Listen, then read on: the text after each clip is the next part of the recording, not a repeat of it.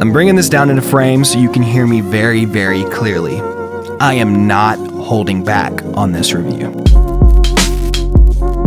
What's going on, guys? My name is Zach Kincaid. I'm a musician and creative entrepreneur, and today we are looking at another USB mic, but this time it's by a company called Lanic. Now, real quick before we get into this video, I do want to address that Lanic is paying me for this review, but they do not get any input into what I say about the product, nor do they get to preview this video before it goes public.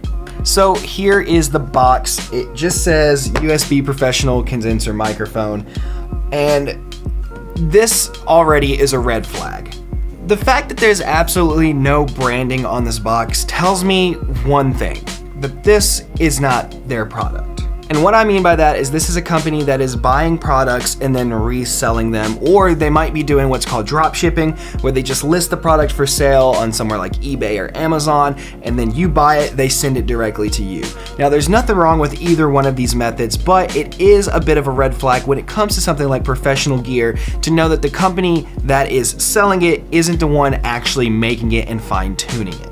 And this sadly is found with a lot of your lower priced microphones. And when it comes to microphones, you really don't want to skimp out because it's so easy to get it wrong. Now, that being said, there are some brands that make USB microphones that still sell for relatively cheap. An example of this would be the FIFINE K67A I did a review of. If you are in the market for a USB microphone that's high quality but won't break the bank, I highly recommend you watch that video after this one, and I'll have it linked in the description. Now, just because this is probably not made by the Lanic company doesn't mean it's not a good microphone. They might have been testing several different ones out and they decided to go with this one to sell. It happens a lot with retailers, so we're gonna actually dive into this, give it a quick review, see how we like it, and if it's worth spending your money on. Just reading the package, keep away from, they spelled microphone wrong and loudspeaker. They spelled microphone or microphone and loudspeaker. Lanic, if you do make this packaging, you should probably fix that. Don't strike the microphone, double space. Avoid damaging the parts of the microphone. Don't put the microphone on high temperature and moisture place. Applicable for online karaoke, voice chat, recording, webcast. Okay, so it's a pretty basic mic. It's the same thing that any brand selling on Amazon is going to tell you. Now, I don't want to sound negative. I am not the biggest fan of USB mics in general, but there are some good ones out there, so let's see if this is one. Opening the packaging, we have, looks like a standard USB-A cable. It's not USB 3.0. We got a pop filter. I'm not gonna open that because I have plenty of pop filters already. We have, oh, it looks like a little desk stand.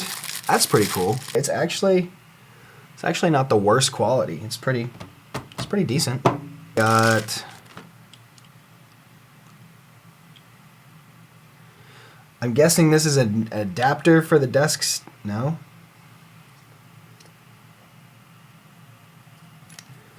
I don't know what this is right now. Okay, next one. The desk clamp for the boom arm. We got the boom arm itself. It's another thing I am not going to open because I already have a boom arm, which is booming my SM7B that I record my videos with. That's probably in the frame now. Actual microphone itself.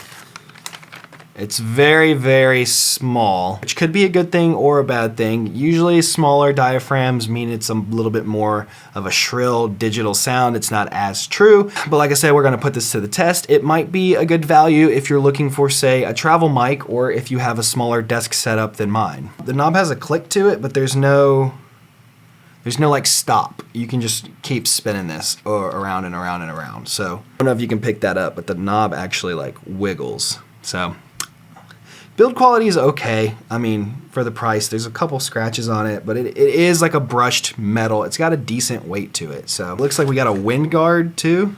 I guess this is if you don't want to use a pop filter or maybe you want to use both, you can throw the wind guard on. And I mean, that's nice. It's probably better to travel with it, with the wind guard as well, protect that cage a little bit. For like 63 bucks, it's not bad because it comes with the stand, it comes with a boom arm, it comes with a pop filter. I mean, even if you don't want to use the microphone, all of that stuff is, you know, worth a good bit of money. So it's obviously not the best boom arm. It's a very, very like entry level boom arm, one I used to use that over time will kind of deteriorate on you. But yeah, let's go ahead, plug it in and give it a shot. All right, so now we are recording into this Lanic USB condenser microphone. And I mean, I'm sure, let me get this out of the way. I'm sure you guys can hear it.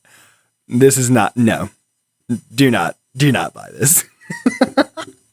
Lanic, I'm sorry, but I'm going to give you an honest review of your microphone, and I don't think anyone in their right mind should buy this. Like, it's supposed to be a condenser microphone, but it has some kind of noise floor that is cutting out like below a certain decibel, and then when that floor is achieved, you are getting the worst, I mean the worst interference sound and just terrible signal. This is not worth anyone's money or anyone's time. I can't do that. My SM7B had to be unconnected in order to use this because it runs as output 1 and 2. I could switch back to the SM7B, but I'm going to give you guys a blunt, honest opinion on this. For the people at Lanic that are going to see this, this will get posted as a review on your Amazon page as well, and I hope you take into consideration what you are actually selling. And maybe I received a defective unit. That is a possibility as well, but I don't believe so.